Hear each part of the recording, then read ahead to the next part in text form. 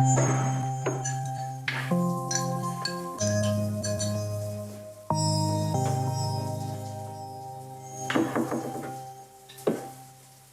morning, everybody. It is such a pleasure to be here. Also, quite nice that I get the best view of the house right now. Uh, Thank you all for coming. So, I'm going to talk about user experience design, and I'm going to admit something. Although many of us may fancy ourselves user experience designers, there's a fair bit of it that we don't actually have control over. Those details that we're obsessing over oftentimes are far out of our control. And I'm going to start my talk by doing something not often done, and I'm going to compliment an airline for its user experience design. It's a little nostalgic as well, because unfortunately, this brand is no longer going to be around in a few years, as Alaska Airlines has purchased them and will be taking over the brand. But for now, let's talk a little bit about how they have done a very good job on the user experience design. And the reason why is because they recognize that it's more than just one moment, that it's a journey that coalesces into something much grander. And so it all starts with their advertisements. Right off the bat, they're communicating to you this narrative about what they are. They're saying they're edgy, they're simplified, maybe a bit refined. They're a little different than your typical airline. And that same message carries through to the online experience when you're buying your ticket. You could see through the copy, the flow of the interaction, the color choices, the animations. There's something different here. This doesn't feel like United or Lufthansa. There's something very edgy about what they're doing here. This also carries through straight on into the physical spaces. This is not what a normal ticket booth looks like. And frankly, this is actually a picture from a few years ago. And they were a bit ahead of their time by actually even including flowers in their physical space. And this carries through, of course, into the lounge, where they're picking furniture and the color choices and the material choices that are trying to carry through a single message to you. And I love the fact that they even brought this into the details when you're getting on the plane with the headphones. Like, look at the copy here. Drop $2 in the box, rock all flight long. I mean, this again is kind of telling you this idea, this message, this emotion that they want you to feel about what their brand and their experience is. And they do such a good job of all these moments coming together. By the time you're on the plane, this is actually the crescendo of the whole thing. Like, imagine that. You're about to get on the plane and you're feeling good and you're actually excited. It smells nice, there's music, there's lights. Something different's going on here. And you're actually willing to sit down in this plane for 9 hours on your way to Stockholm. And the funny thing is, it's just as crowded and as uncomfortable as every other plane. But yet, they've done a great job telling you how you should feel at this moment. And of course, it carries through from the physical spaces to the digital spaces, even the smiles on the stewardesses' faces or flight attendants' faces. And you may be aware of, and now know a number of airlines now do this, these fun safety videos that actually make you watch the safety video. Pretty clever. You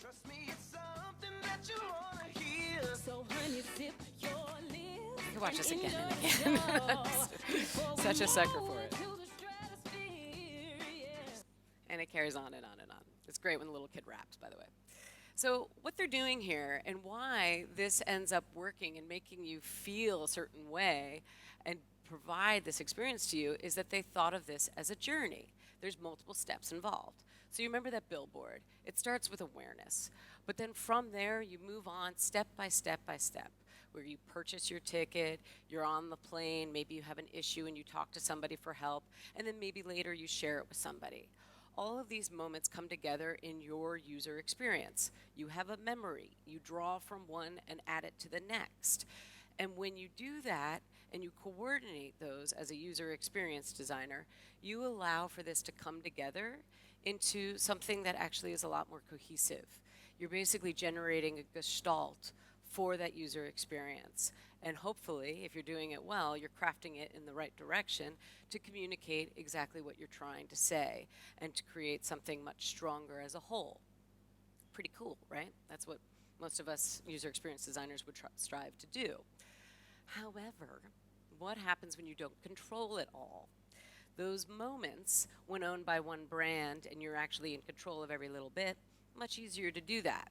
When there's another player involved, perhaps another vendor or a part of your community, then it starts to get a little bit more complicated. You don't have that direct control over those little attributes. Examples of products that have that to be even more of an issue are things like marketplace or sharing economy companies. So some examples. Workaround is a company for peer-to-peer finding of workspaces, so you can rent out a space for other people to use for work. Vint is a place where you can find a personal trainer who's just a regular person offering their training services, well, hopefully an expert in training, offering their training services. And then, of course, Airbnb, where I work, a marketplace for sharing a home and sharing a space, or maybe sharing an experience. So with all of these, there's something going on here where they're reaching scale by bringing in a wider community, oftentimes regular Joes, Jose's, Johans that are offering their skills. And so, for example, with Airbnb, we have hosts all around the globe, in many, many countries around the world, in many, many different languages, offering their spaces. What's great about it is it's super unique. Every time you travel on Airbnb, you're going to a new home that's not ever duplicated, is very special. It feels exclusive and yet unique and special, and stories that you're going to tell to other people about this penthouse that you stayed in New York, and then the teepee you stayed in Calcutta. There's all sorts of fantastic things that you can go and experience that are very unique. But of course, the challenge in the fact that all of these things are different and unique and one-off means that it is very difficult to control that quality and that experience that is all brought together. And in fact, what can happen when you don't control every last minute and every last bit is things slide out of sync, and it becomes a little bit more of potentially a fractured experience. And so that fractured experience doesn't generate a nice, coherent gestalt, or at least potentially not the one you want it to be. And so the question for us user experience designers is, when we admit this fact that we do not control every little thing because there are multiple players involved, how can we bring a little bit more order to that chaos so that the chaos at least is going in the right direction? So this is something we think a lot about at Airbnb. This is basically our job, to control the chaos. And we have a certain arsenal at our disposal in order to try to do this. It is the digital products and services that our company provides, and you may feel the same about yours. So whether or not it's on a TV or a mobile phone or a computer, we are reaching out to people through these digital products and trying to coordinate what is the user experience and bring it more in line. Because the reality is, where the user experience actually takes place is not on those platforms, but in the physical space, and oftentimes between individuals, oftentimes individuals that don't even speak the same language or have different cultural backgrounds. So I'm going to talk about the things that we use as kind of methods for trying to bring a little bit more coherency to what otherwise could be a little less of a controlled environment. And hopefully these are messages that you can also use in your user experience design. So let's start. Number one, very, very important. You must see the big picture. You can't design a thing unless you know exactly what you're trying to design or where you're trying to go. And when we're talking about user experience design, we're talking about the coordination of many things. A great analogy for this would be the symphony. And so you have multiple players, a cellist, a violinist, and they're all trying to contribute to something coherent, something that when it comes together, it just sings. Well, I guess not sing in this case, but you know what I mean. And it brings it all together into something rather strong and coherent. And you have multiple things trying to make this happen. Of course, you have the conductor, but also you have the sheet music. The sheet music helps everybody know the part that they must play in order to bring it all together into something coherent. And so how you can do this for user experience design is actually a storyboard.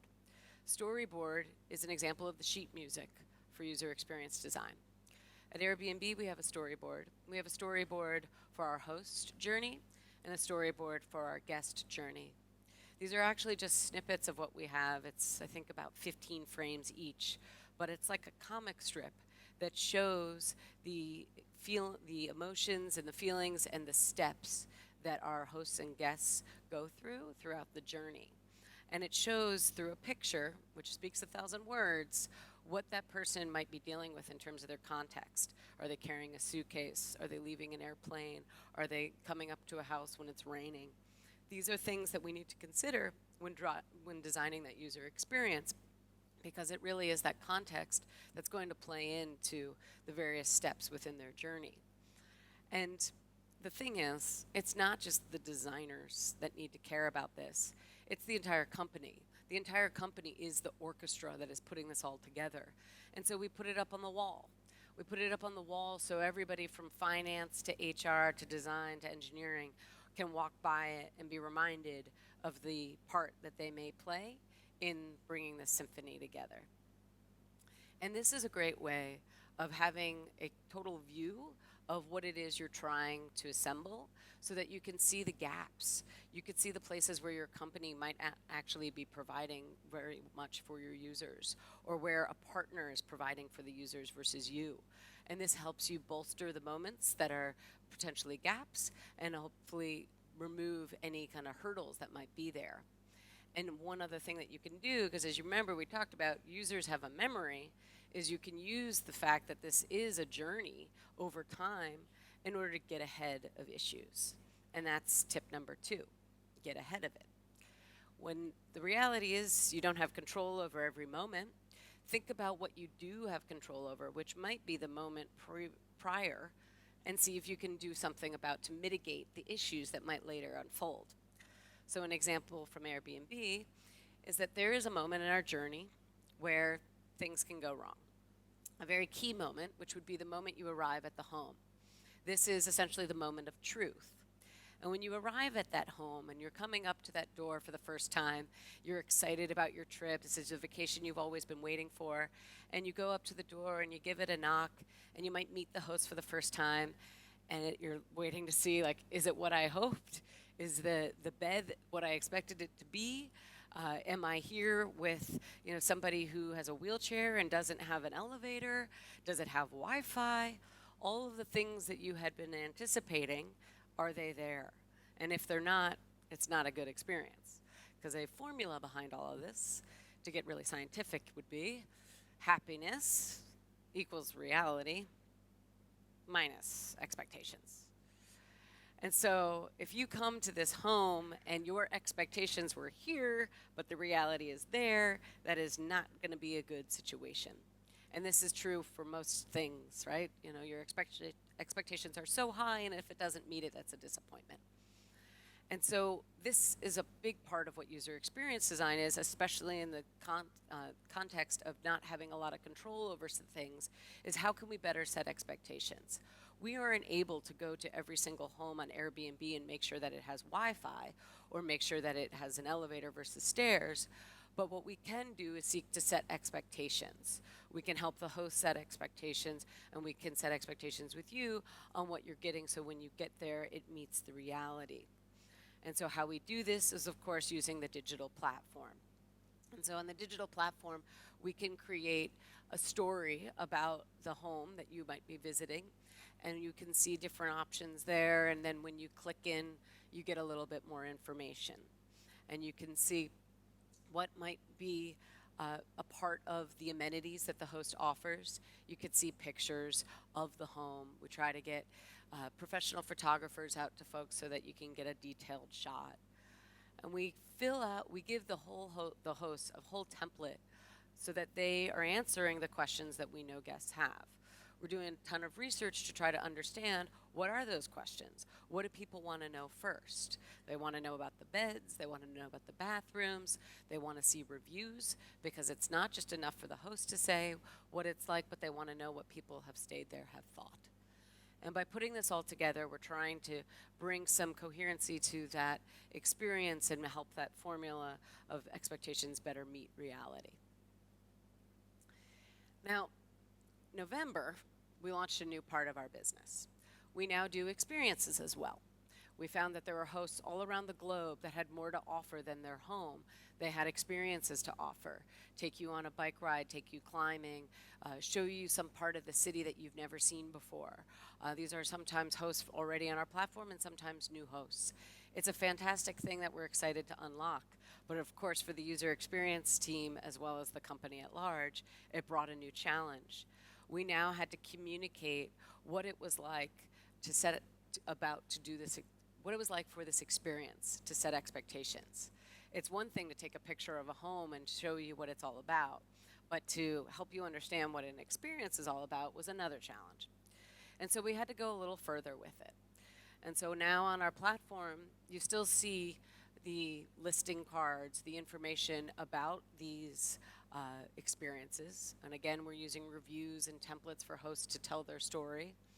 And when we get into the details, we try to show images and itinerary examples. But the real story part of it now is a video, because an experience can't be told in just a photo, but a video to tell you what it would be like. So shale is just like layers and layers and layers of different sands that have been compressed over time. But because of the soil, you'd carry maybe like 5 bunches in here. It's like a clay-based terroir. But if you taste the wine, you'll notice on the structure, it's really powerful. And so this is trying to set expectations. Show you what you're going to go and do. You're going to walk around in a field, so wear comfortable shoes. Trying to prepare you for what we don't necessarily have the direct control over when we're there. And why we can do this and how we can do this through the digital platform is because we're setting a stage for our hosts and our guests to learn about the product, prepare them for what they're going to do, and hopefully, ideally, set them up for a great experience. And when you're setting the stage, there's things to consider. You want to give some room for the experience to take place. And really, your contributors to your community are the heroes of it, not the stage itself. So here's some examples. Now, anybody familiar with MySpace once upon a time? I hear a lot of yes. People are probably pretty sad that they don't have their profile page anymore because they were a work of art, these profile pages. But this is an example of a company that was trying to set a stage for the community to live on and take place. And what you can see that they've done here is that they haven't put a whole lot of guardrails in place. They basically let people do whatever they want with their profile pages, and people really did that. They did whatever they want. And what's really cool about it is you can express yourself. What's not so cool about it is it's absolutely incoherent and you can't even read it. And so the actual lack of guardrails ended up making this a much harder community to really understand and absorb. And then you look at Facebook, and it's calm and structured, and it actually lets the content, the people within the community, take center stage.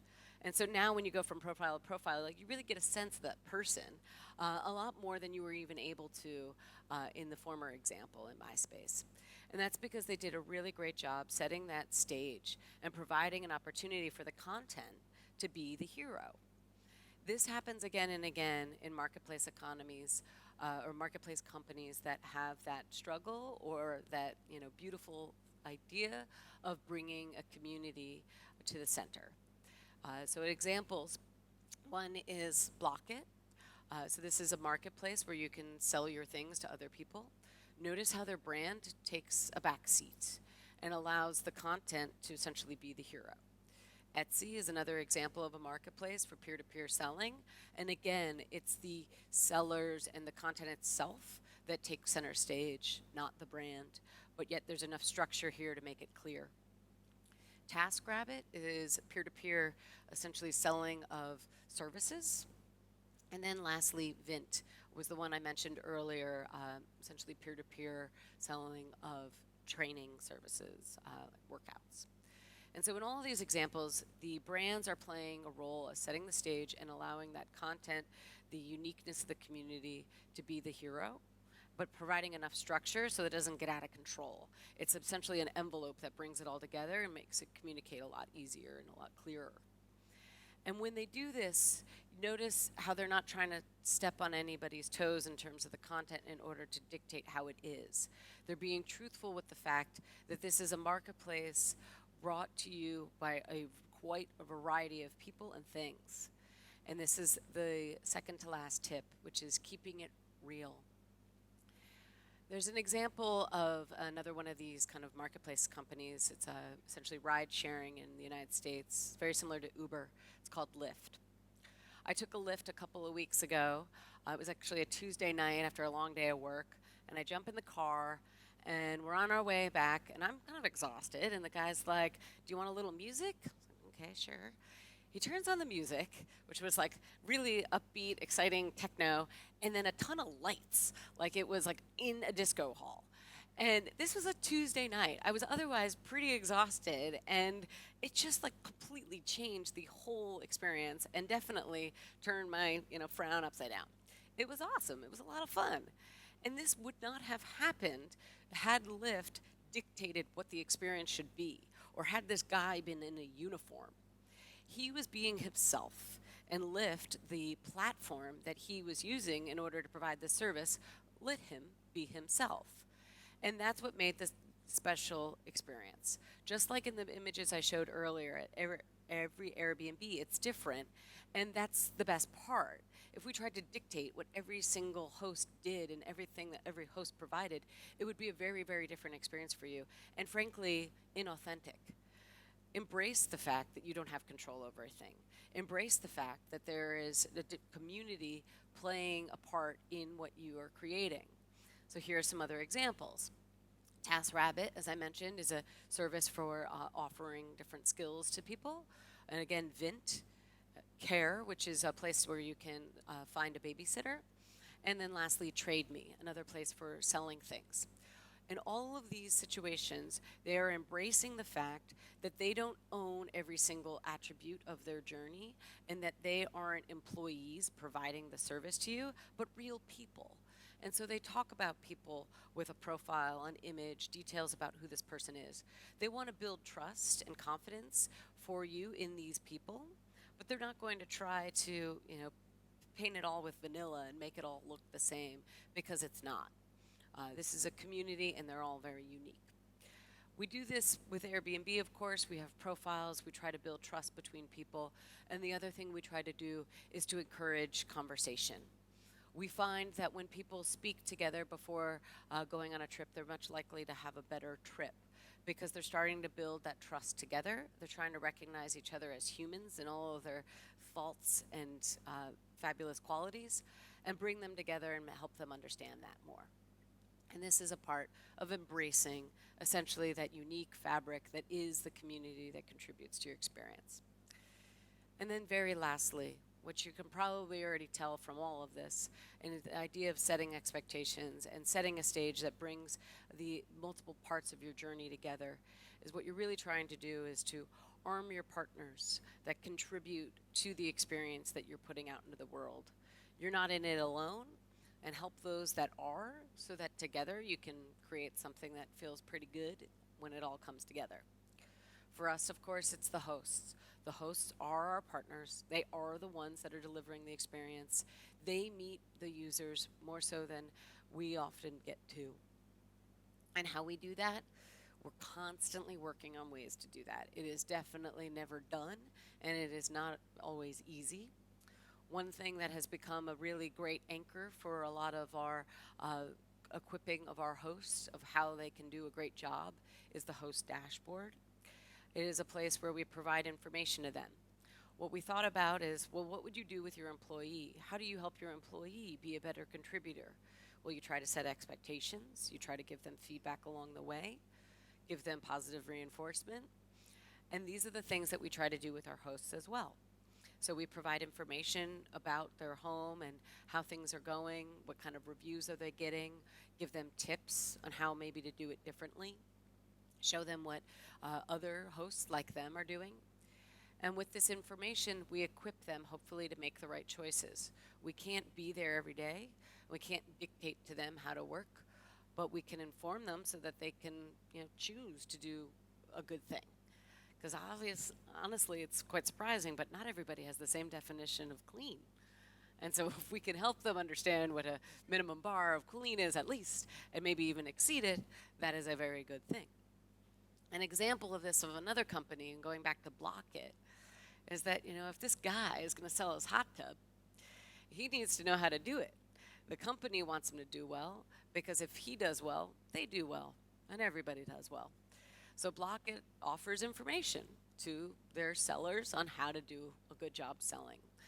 This whole page talks about what pictures to take and how to describe the listing so that they can do well. And this is just one of many examples of how another company is trying to equip their community to contribute well to the overall experience that they want to be great for everybody.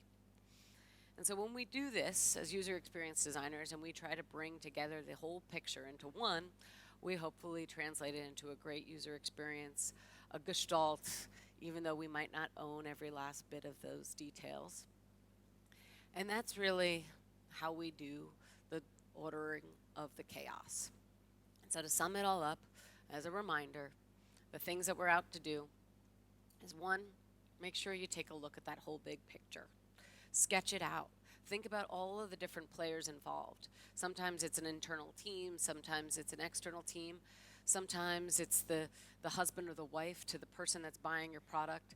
These different players are contributing to the overarching experience that all comes together.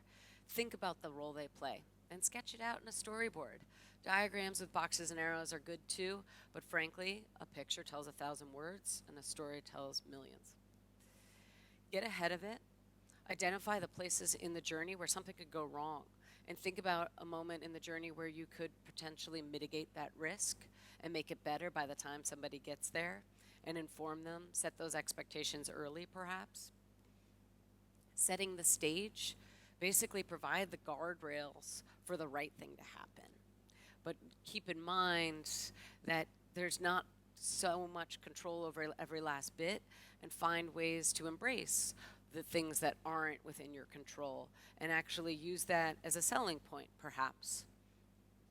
And then lastly, do all that you can to arm those players that are involved in that journey, whether or not it's an internal team, an external team, or somebody you might never meet.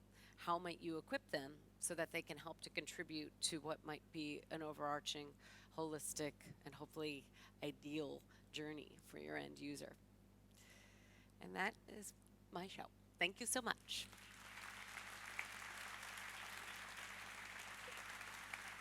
Hi, Katie. Hello. Your final point was about arming your hosts, and you do that chiefly through information. If you had the ability to provide something additional, like let's say a device or devices or some kind of infrastructure, what might that be? Say that last piece again. Well, imagine that you are limited by scale. You can't, visit every home, and you can't coach them about such things. If you were to design a device that you would provide your hosts with that would improve the experience, what might that be? You can take your time. We have a fair number of devices, I think, already that we're able to leverage, of course. Like hosts generally have a mobile phone or they have a computer that they're reaching out to, and those are things that they use every day. We wouldn't want to have something that requires them to do an extra step. We want to integrate it into their lives as easily as possible. So mobile phone is probably number one.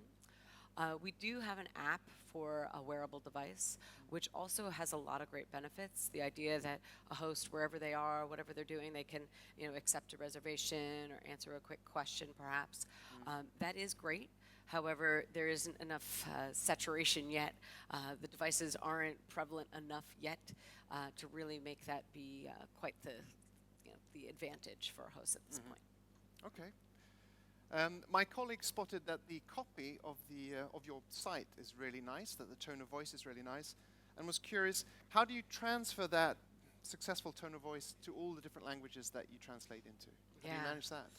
Well, we have a very large team of localization experts who are a core part of our product development process. And so what we try to do is engage them early in the discussions about what we're creating. So let's say we're creating a new flow and experience for our guests and hosts for check-in. And then we'll let them know early, and then we show them the design work as we're going, and so they can give feedback and start capturing ideas that would better translate into different languages. Because it isn't enough to just put the word in a different language. A lot of times it doesn't work in that context. And so it's really about translating the idea that we're trying to communicate or the message, not just the words. And so by bringing that team in, we can do that. And we do that for 27 languages, but there are a number of languages that we will be doing for in the future. Excellent. We'd like to give you a gift. Since you're the first speaker receiving a gift, I'm going to tell people what it is. Okay. All the speakers will be receiving the same gift. At least that's what we tell you. The gift includes two things. One is this book, Simply Swedish. Ooh. It's about the culinary delights of Sweden. So expect a lot of elk and lingonberry. That's easy to get a hold of. The second part of the gift is one gift for all the speakers collectively, and it's a gift from everyone here in attendance by being in attendance. And what we're going to do is we're going to finance one medical doctor through the Red Cross in Syria for a full calendar year. So that's pretty good. That's awesome. Thank you, Katie. Thank you. Thank you so much. Annette will show you the way. Thank you.